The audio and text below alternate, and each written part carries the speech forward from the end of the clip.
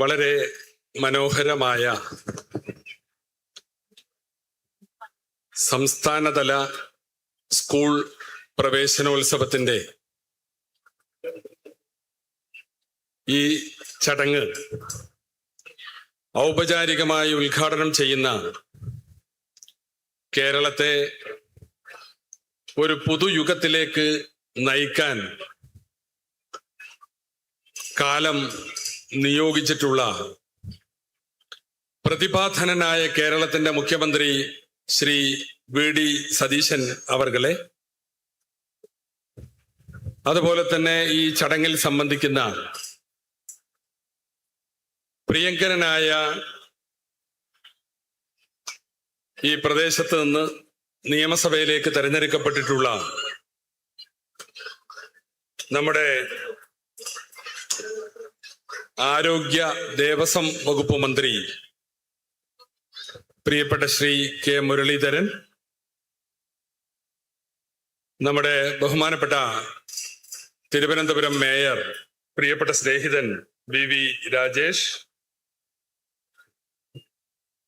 വേദിക്ക് സ്വാഗതം ആശംസിച്ച പൊതുവിദ്യാഭ്യാസ വകുപ്പിന്റെ സെക്രട്ടറി പ്രിയങ്കരിയായ ഡോക്ടർ ഷർമിള മേരി ജോസഫ് IAS,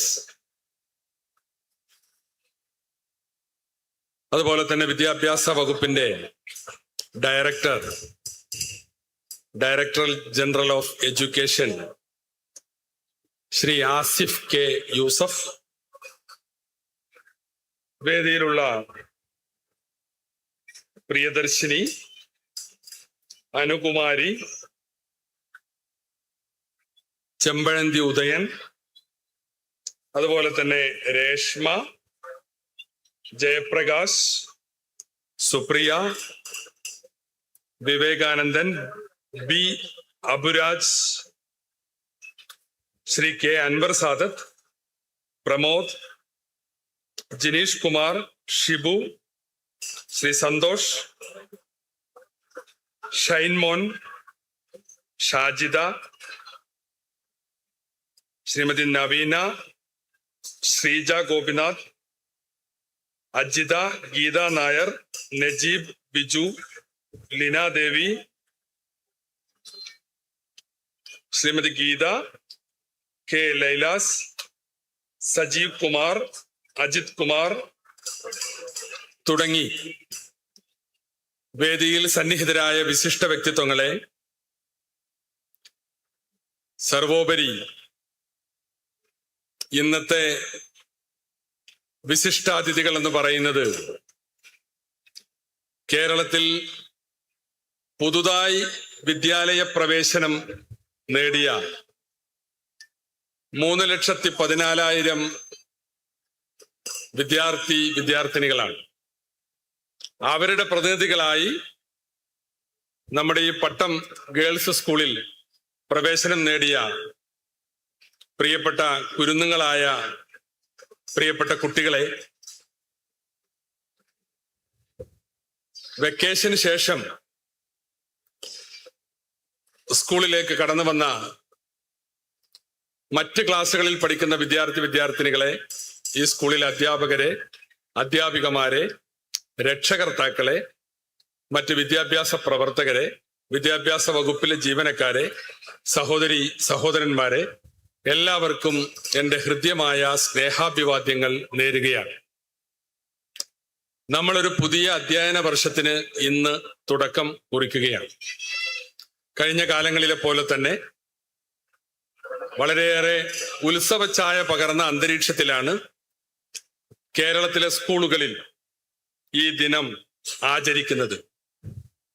ഇന്ന് സ്കൂളുകളിലേക്ക് കുട്ടികൾ മാത്രമല്ല, അവരുടെ കൂടെ രക്ഷകർത്താക്കളും മറ്റ് ജനപ്രതിനിധികളും സമൂഹത്തിലെ വിവിധ കോണുകളിലുള്ളവരൊക്കെ സ്കൂളുകളിലേക്ക് വരികയാണ്.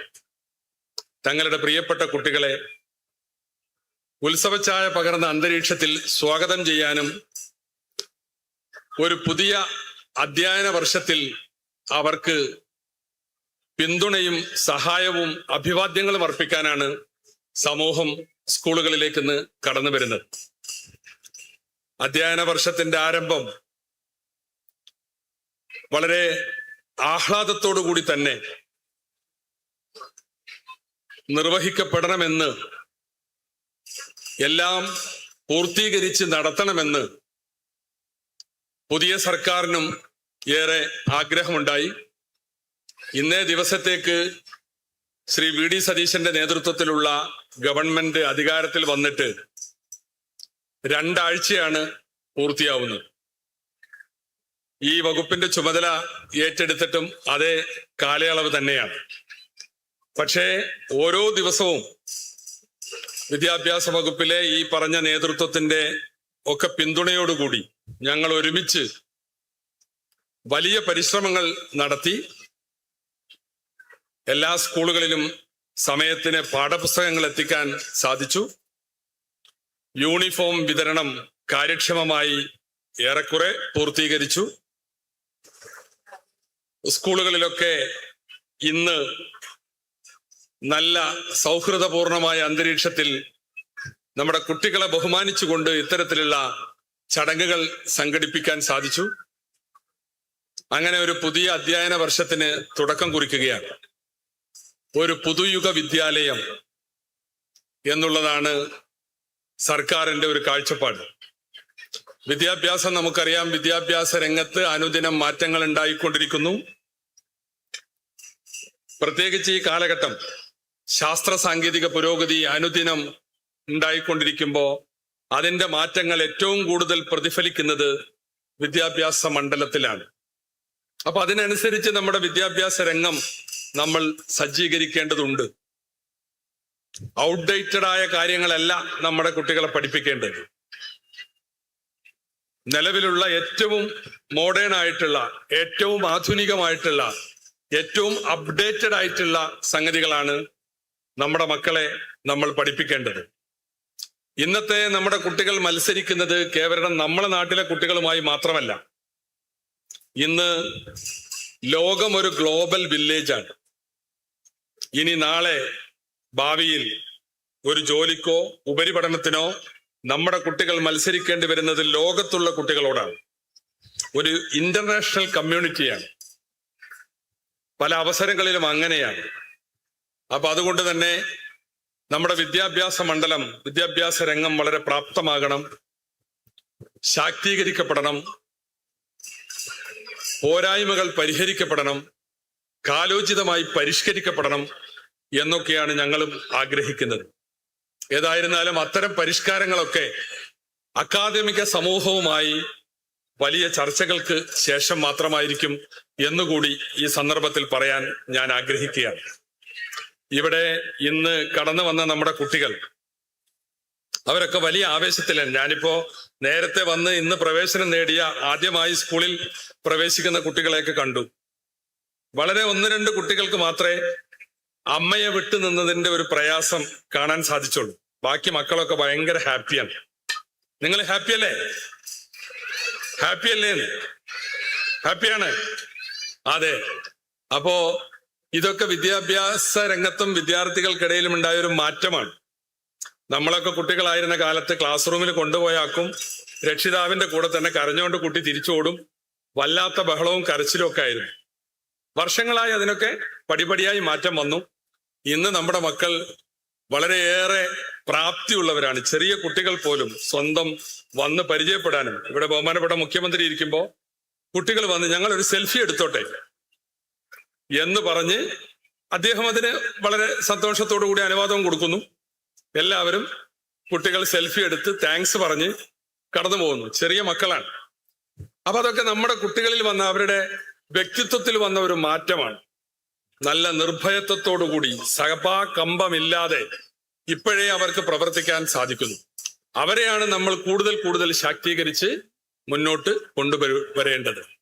സമയപരിമിതി മൂലം ഞാൻ മറ്റു വിഷയങ്ങളിലേക്കൊന്നും കടക്കുന്നില്ല. ഇന്ന് ആദ്യമായി വിദ്യാലയ പ്രവേശനം നേടിയ ഈ 3,14,000 മക്കൾ, 3,14,000 കുട്ടികൾ നാളത്തെ നമ്മുടെ നാടിന്റെ ഭാവി ഭാഗതയെ നിർണയിക്കേണ്ടവരാണ്. കുട്ടികൾ പൂക്കളെ പോലെയാണ്. നല്ല പരിചരണം നൽകിയാൽ ആ പൂവ് മനോഹരമായി വിടരും.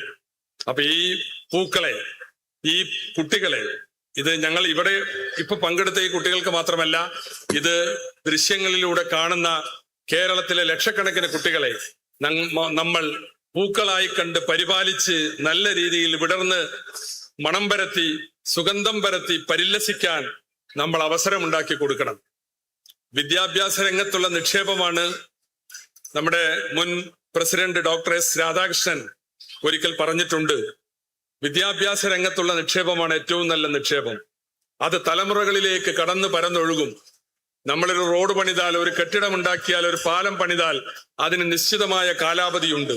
പക്ഷേ ഒരു വിദ്യാഭ്യാസ രംഗത്തൊരു നിക്ഷേപം നടത്തിയാൽ അതിന്റെ ഗുണം തലമുറകളിലേക്ക് കടന്നു പരന്നൊഴുകുകയാണ്. ഏറ്റവും നല്ല ബെസ്റ്റ് ഇൻവെസ്റ്റ്മെന്റ് വിദ്യാഭ്യാസ രംഗത്തുള്ള ഇൻവെസ്റ്റ്മെന്റ് ആണെന്ന് ഡോക്ടർ എസ് രാധാകൃഷ്ണൻ ഒരിക്കൽ, അധ്യാപകനായ നമ്മുടെ മുൻ പ്രസിഡന്റ് ഒരിക്കൽ അഭിപ്രായപ്പെട്ടിട്ടുണ്ട്. അപ്പൊ അതുകൊണ്ട് തന്നെ വിദ്യാർത്ഥികളെ പാഠ്യപദ്ധതികൾ പഠിപ്പിക്കുന്നതോടൊപ്പം തന്നെ ഇന്ന് വരുന്ന ഈ ഓരോ കുട്ടിയും ക്ലാസ് റൂമുകളിലൂടെ പഠിക്കുന്നത് സഹജീവികളോടുള്ള സ്നേഹവും കരുണയും ആർദ്രതയും, അങ്ങനെ പങ്കുവെപ്പിന്റെ ഒരു ചൈതന്യമാണ് അവർ മനസ്സിലാക്കുന്നത്. സ്വന്തം വീട്ടിൽ തനിക്ക് മാത്രമായുണ്ടായിരുന്ന കളിപ്പാട്ടം അത് ആ കുട്ടി മാത്രമാണ് ഉപയോഗിച്ചിരുന്നത്.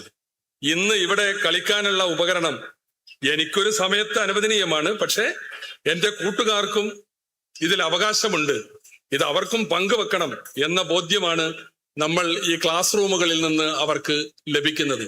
അങ്ങനെ നല്ല പാഠങ്ങൾ പകർന്നു നൽകി നല്ല പ്രതിഭകളായി നമുക്ക് അവരെ വളർത്താൻ സാധിക്കണം.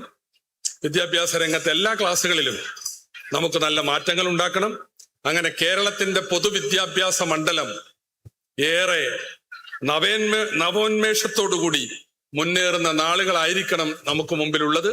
അതിനെല്ലാവരുടെയും സഹകരണവും പിന്തുണയും ഉണ്ടാകണമെന്ന് കൂടി അഭ്യർത്ഥിച്ചുകൊണ്ട് ഈ മനോഹരമായ ചടങ്ങിന്റെ ഔപചാരികമായ ഉദ്ഘാടന കർമ്മം നിർവഹിക്കാൻ ഇവിടെ ഏറെ സന്തോഷത്തോടു കൂടി എത്തിച്ചേർന്നിട്ടുള്ളത് നമ്മുടെ പ്രിയങ്കരനായ മുഖ്യമന്ത്രി ശ്രീ വി ഡി സതീശനാണ്.